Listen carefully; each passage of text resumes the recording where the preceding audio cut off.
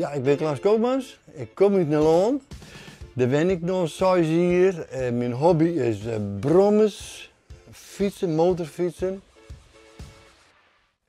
En je hebt zo'n 24 steen, hè? Ja, ongeveer 12, nou net meer. Maar 12 motors zeker. Ja.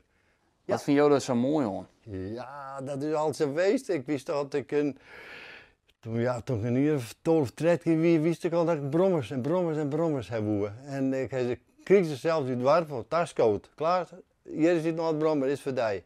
Nou ja, en ik wou fietsen maar gebeuren. Dat, ja, en zo is het. En brommers moesten erbij wezen. Wat is zo mooi aan een brommer?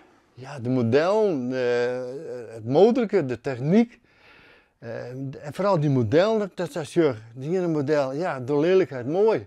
Een Solex, door lelijkheid mooi. Maar ik wil ze hebben. En variatie. Liets en grut, dik en dun. Ja, dat is mijn ding. Wat is de mooiste? Ja. Nou ja, en is je Cavallino. Mooi sportbrommerke. Ja, nou dat weet ik net. Dit is een motorkefiets. Een motorke van 300 cc. Van zou je zeggen, dan wil ik zeggen dat ze een motor hebben, omdat het zo verschrikkelijk en mooi weer. Nou, ik giet net vet, die bloed ik in de familie. Alle 100 bloeien in de familie. En wat is dat voor blauwe? Ja, dat is een plaatbrommer, een Hollandse plaatbrommer, zeggen wij de sim.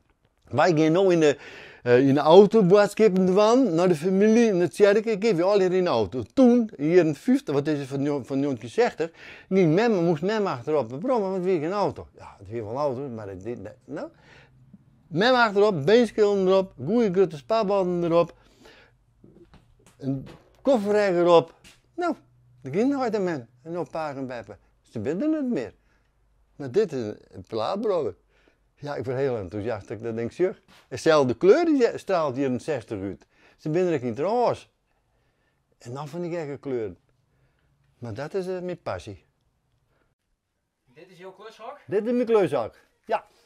Altijd lekker bezig te prutsen. Mooi maatje, brommers.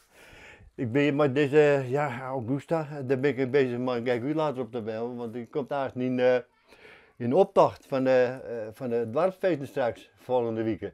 Dus ging ik achter nog een paar brommers achter de wijn doen, een beetje gek doen. Nou ja, als je dan bij een brommerman op visite binnen, dan moet je zelf ook even rijden, hè? Dus ik zou zeggen, Klaas, start de brommer en ontenoor keer.